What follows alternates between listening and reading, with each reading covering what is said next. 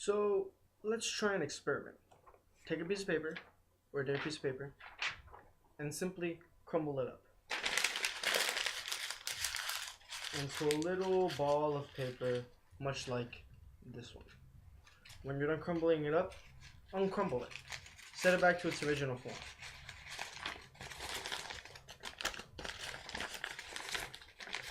When you have it like this, try to flatten it out the best you can.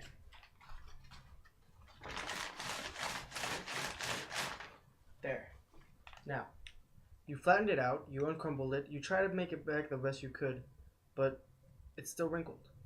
And, sometimes it's even teared. Much like a bully does to a victim when he picks on him, puts him down, or physically abuses him.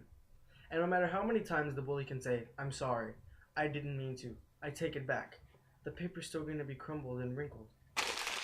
Which is why bullying should be more closely looked at. Bullying can only traumatize people mentally, cause more bullies, and may affect some people very physically in the way that they don't mean to. But first of all, let's look at how it's mentally traumatizing. When a person mentally traumatizes another person, it means that the victim was placed in a serious event or stage in a life crisis and can't forget it. It's in their minds forever. And when the bully says, "Pick it up, dweeb," "Hey, dumbass, go take the shower, get on the short bus," it stays with them forever. They're never gonna forgive it. And sometimes that can cause serious mental damage and harm. Because no matter how many times you say you're sorry, no matter how many times you say "I didn't mean it," no matter how many times you may say "I take it all back," it's out there. He heard it. The victim is now mentally affected. And sometimes when we call other people names, it might come out wrong to them, even if we're just joking around. Take the paper, for example.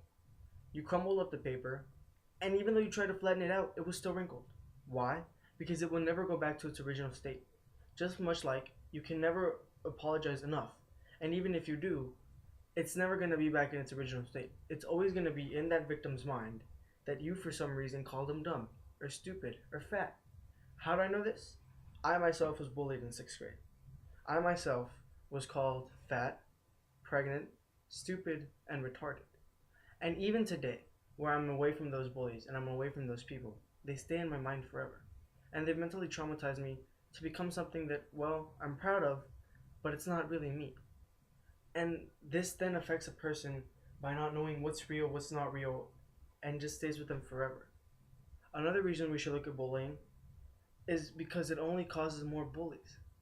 For example, I'm bullied by a guy, and this guy just picks on me, picks on me, picks on me, picks on me. And then I myself feel horrible. Therefore, I need to find someone that I can pick on to feel secure about myself.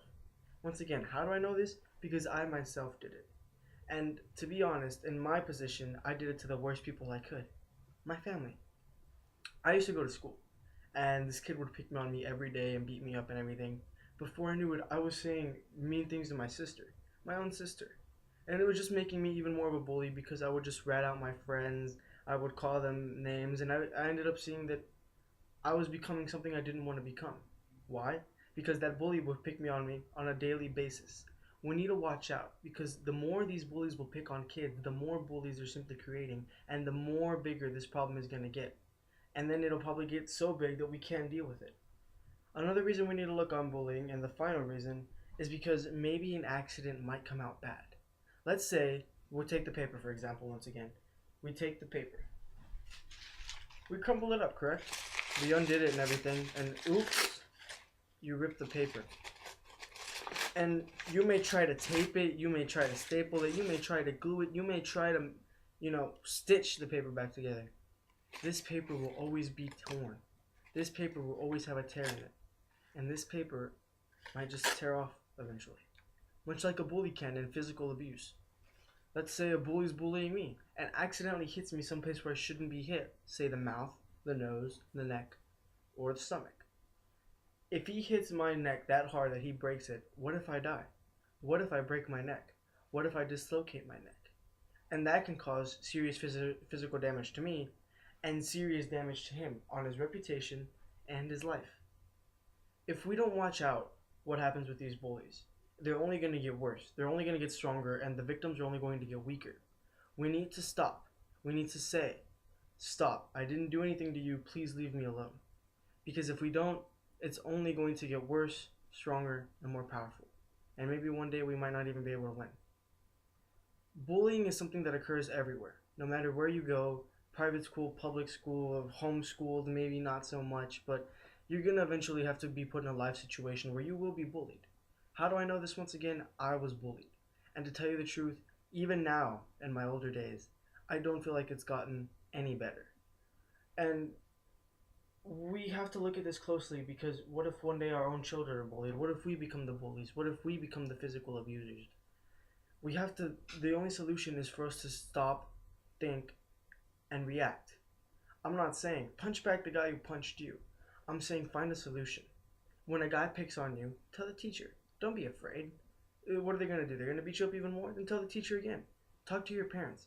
Talk to an adult you trust. A teacher, a principal, a disciplined principal, your parents, even your older brother or sister. They can help. And we need this. So please, make a stand and stop bullying today. Because if we don't get any better, it's only going to get worse. Thank you.